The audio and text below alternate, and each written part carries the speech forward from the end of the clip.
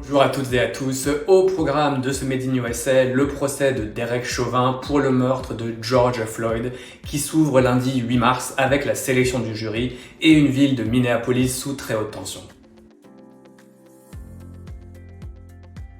Lundi, c'est donc la sélection du jury qui démarre. On devrait assister à une partie de poker entre les procureurs et la défense pour choisir 12 jurés et 4 suppléants. Chaque camp a une dizaine de recours pour contester l'impartialité d'un juré, en cas par exemple de posts extrêmes sur les réseaux sociaux ou si une personne a eu une mauvaise expérience avec un policier.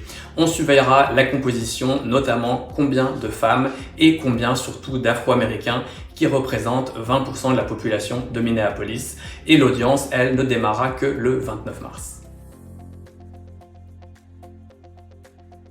Barrières en béton, grillages, barbelés, c'est une ville de Minneapolis en état de siège qui accueille ce procès avec un tribunal transformé en véritable forteresse. Le maire de la ville a indiqué qu'il y aurait 3000 policiers et soldats de la garde nationale mobilisés. L'organisation Black Lives Matter a appelé à manifester pacifiquement dès lundi matin, mais c'est surtout le moment du verdict qui sera sous haute tension.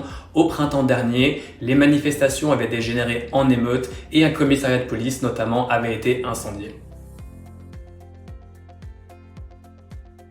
7 minutes 46 secondes, c'est la durée pendant laquelle l'ex-policier Derek Chauvin a maintenu son genou sur le cou de George Floyd pendant que ce dernier criait « I can't breathe, je ne peux pas respirer ». Ces images qui ont marqué l'Amérique ont provoqué la plus forte mobilisation contre le racisme depuis les années 60 et Martin Luther King.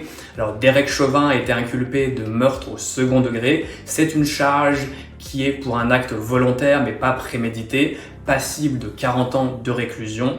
Dans un mémo, ses avocats ont dévoilé une partie de leur stratégie. Ils ont assuré que George Floyd, qui avait fait de la prison pour un vol à main armée en 2007, était un danger pour la communauté, qu'il avait résisté à son arrestation, et ils ont également noté la présence de fentanyl et de méthamphétamine dans son organisme comme facteurs ayant pu participer à sa mort. On suivra évidemment l'audience au cours des prochaines semaines puisque un juge a autorisé une caméra dans la salle d'audience et le verdict, lui, est attendu fin avril ou début mai.